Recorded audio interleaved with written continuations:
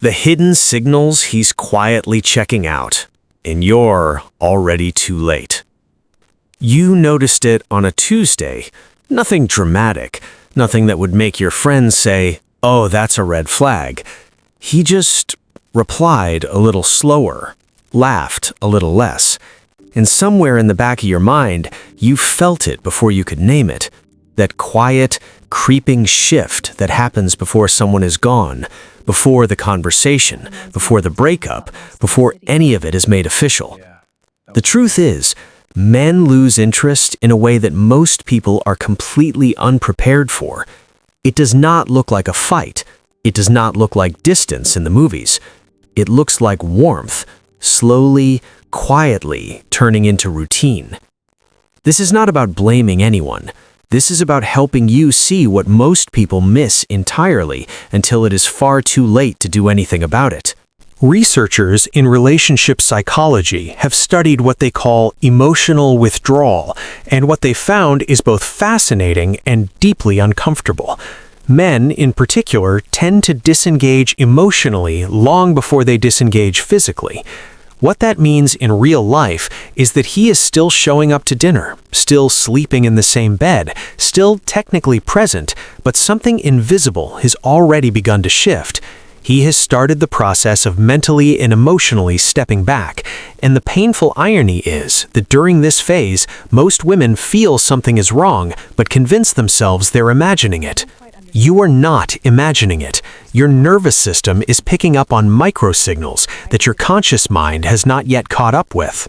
One of the earliest and most overlooked signs is what therapists refer to as a drop in bids for connection.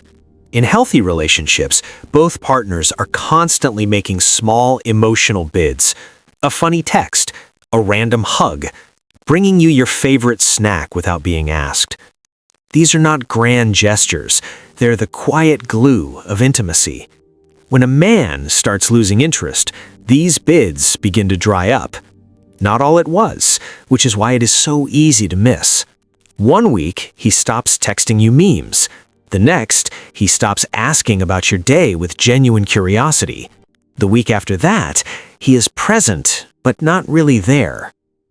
Studies from the Gottman Institute, one of the most respected relationship research organizations in the world, found that couples who respond to each other's bids for connection roughly 86% of the time tend to stay together. Couples heading towards separation respond to those bids only about 33% of the time. The bids do not disappear all at once. They fade. And so does he. Then there is the shift in how he talks about the future. This one is subtle, but once you hear it, you cannot unhear it. When a man is invested, the future includes you without any effort. It is, "We should go there someday," and "when we have a bigger place," and "I think you would love that." But when he starts stepping back emotionally, the future quietly becomes singular. It becomes, "I've been thinking about traveling more," or "I want to focus on myself this year." He is not necessarily lying.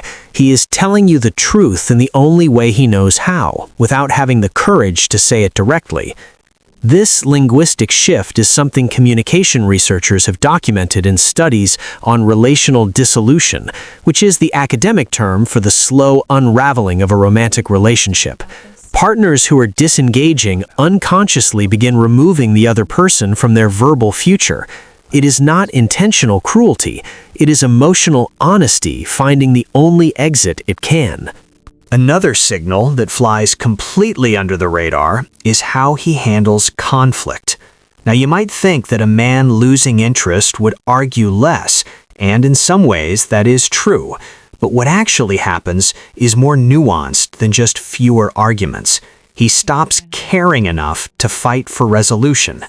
Early in a relationship, disagreements carry heat because both people are emotionally invested. But when interest begins to fade, conflicts feel flat.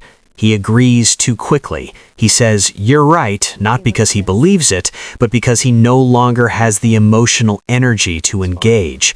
Psychologists call this conflict avoidance, born from detachment, and it is one of the clearest internal warning signs that something has fundamentally shifted.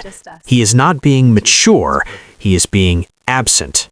Here is something even fewer people talk about: physical presence without emotional presence.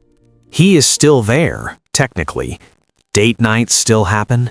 Physical affection may still exist on the surface, but there is a quality to his attention that has changed. Eye contact is shorter. His phone feels more important. Laughter feels performative rather than spontaneous. The moments that used to feel electric now feel like two people going through motions they have memorized but no longer feel.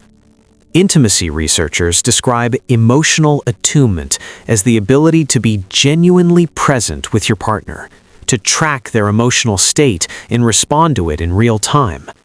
When that attunement disappears, the relationship starts to feel hollow from the inside, even when it looks perfectly fine from the outside. That hollow feeling you have been carrying around, that is not anxiety, that is information. What should you do with all of this? First, and most importantly, do not panic. Noticing these signs is not a death sentence for your relationship. It is an invitation to pay attention and to start having the conversations that most couples are too afraid to have. What is working? What is missing?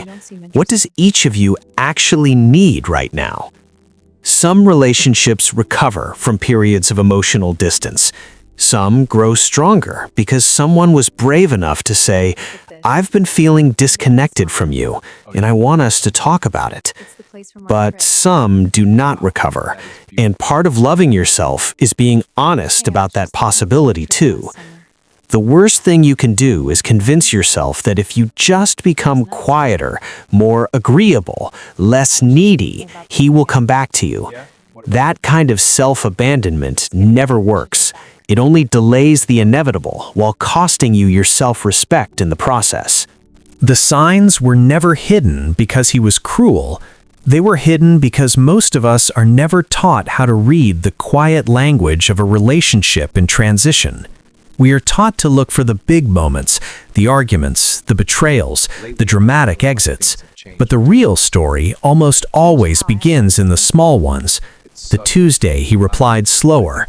The weekend he laughed less. The future that quietly stopped including your name. Now you know what to look for, and more importantly, you know what to do with what you find. Pay attention to the small things. Trust what you feel before you can explain it, and never talk yourself out of something your gut has already understood.